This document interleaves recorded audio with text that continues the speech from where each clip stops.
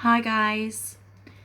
So I thought today would be a good day to carry on my GBS story. So legs are feeling a little bit better today, not tremendously, but a little bit. So instead of sitting here moping around, I thought let's do a video. So yeah, before we start, guys, if you could subscribe to the YouTube page, my page, that would be fab, because obviously, you know, I want to build up as much awareness for the GBS and help other people. So we need subscribers and shares and likes just to get the word out there.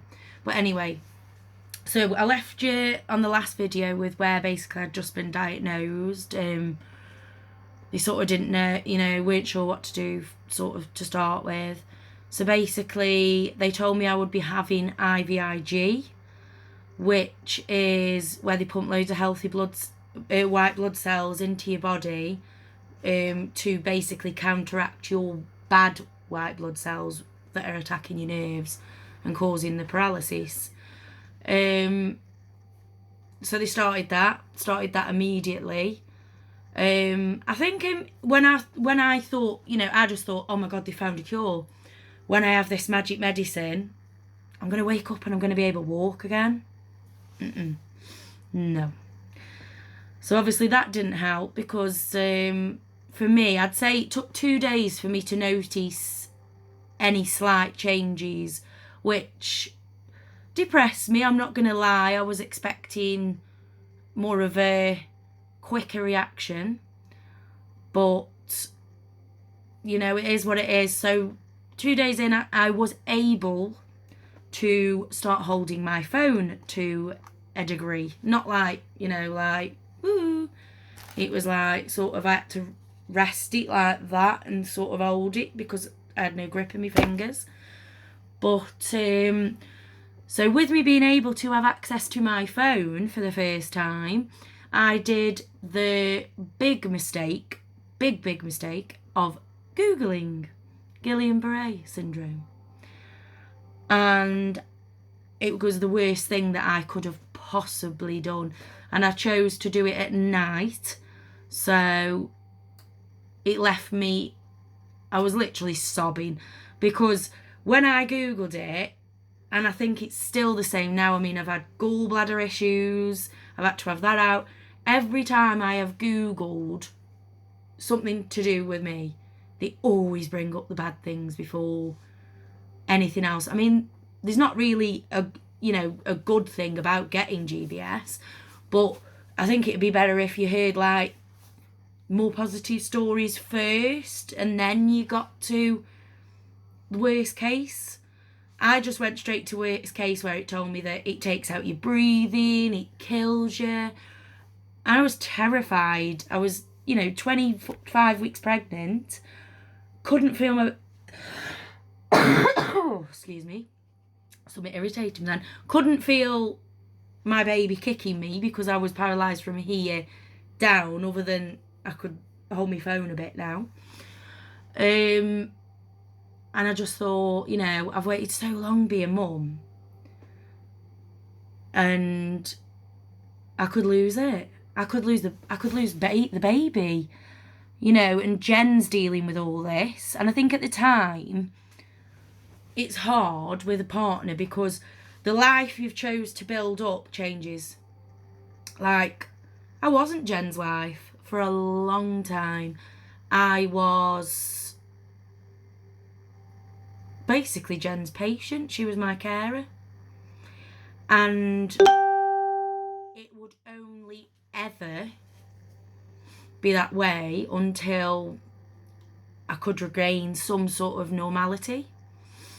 So that was hard too. But going back anyway, so we're Googling. Really upset me. I was devastated. I ended up phoning me mum, sobbing. And she tried her best to reassure me, but again, we didn't know anything about this illness at all, other than the fact of it was really rare, and even rarer to get it when you were pregnant. So you know, it was just a bit, you know, in the dark. So fast forward the treatment. So carried on with the IVIG. I could start holding a fork by the end of the treatment in a fashion. I mean, it's hard to do a description now because obviously my hands, I can hold a fork better. But if we say this is a fork, so I'd be like that. So I couldn't I'd have to try and use all my fingers to sort of hold it and then push down, and then obviously it was about bringing it up. And because I had face drop, the Bell's palsy, I had to sort of like do it at an angle to get it in. But I was very pleased that I could actually put something in my own mouth and not have somebody feed me. So that time, my legs got a bit stronger, but nothing severe. I couldn't walk. I couldn't go and have a shower like a normal person. I couldn't pick up a hot drink. I had to have things with straws in, so really I didn't need to use my hands that much, because even though I could do little things, I couldn't like pick up anything like normal. Like now you go like that, don't you? I'll just hold this and then like that. But yeah, so this was over Christmas, so I was just determined. So this is Christmas 2018. I was like, I'm determined to get out for Christmas. I want to get out. That was my goal, and I was just desperate to try anything. I mean, I've got to be honest, the times in the hospital were not the most pleasant on my first visit to do with my GBS. I was in there for 2 weeks in total. I did get out on Christmas Eve. I think I got home at like 7 o'clock in the night, Christmas Eve. The ambulance brought me back. Obviously couldn't walk or anything. But before that, I can only describe my experience the first time as horrendous, because I don't know whether I blame the people that work in the hospital, the nurses and stuff. I just think they didn't know that much about it. So I'd have a lot of comments all the time of, you know, stop being lazy, get out of that bed, think of that baby. And I'd just think, I'm not being lazy, I can't walk. Don't you think I would love to get out of this bed and be normal? That's what I thought in my head at the time, normal, and just walk around. Or you'd have nurses like saying, I'm off all weekend, when I come back, you better make sure you're on them feet walking around.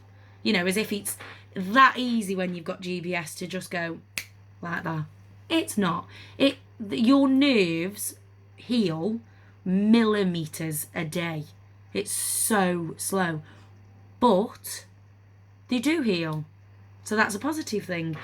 But yeah, going back to the hospital, there was one occasion during the first visit where it was after my IVIG treatment, and I asked for the commode because obviously, you know, I'd sort of moved from the bedpan, because obviously I've been using that a lot.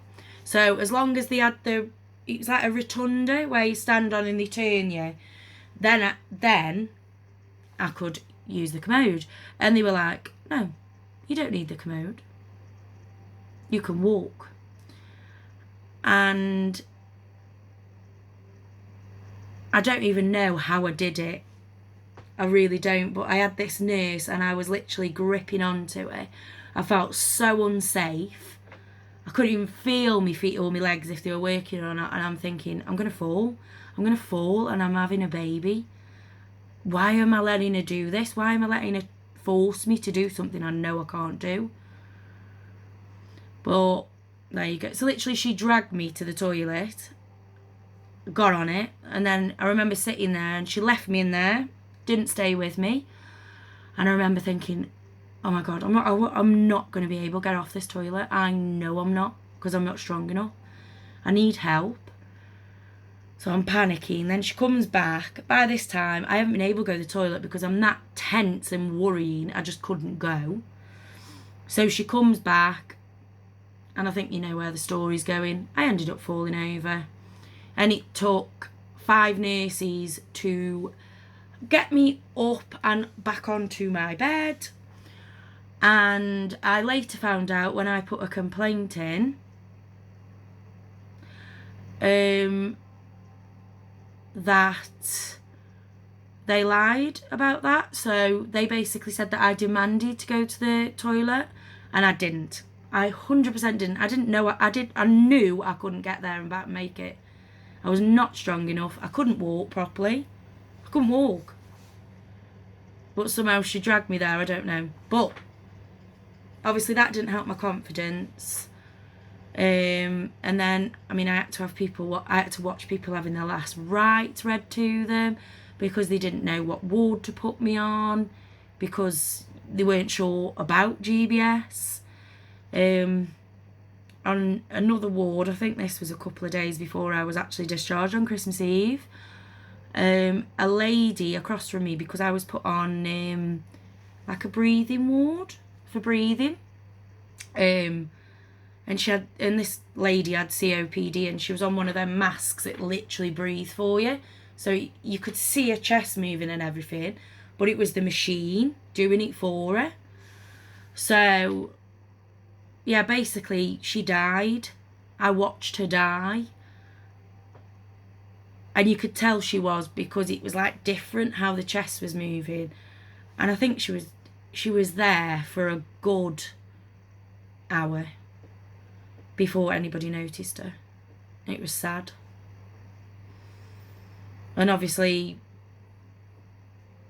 what could I do? I couldn't shout. I couldn't press my buzzer. And I think those experiences didn't help either. But I'm going to wrap part 2 up with, obviously, when I went home. So, you know, my mum and Veron were there. Jen, you know, we were set up. I was going to sleep downstairs on the settee because I couldn't get up the stairs. You know, we had it all planned out. Let's have a good Christmas. I still couldn't feel my hands. They were numb. I was tired. You know, obviously my mum's worried. So, yeah, I will leave it there. But, yeah, we'll pick up from what Christmas was like of 2018. But, yeah, thanks for sticking with the story, guys. And, yeah, there's much more to come. But yeah, stay safe, guys, and I will catch you later for another video. Bye bye.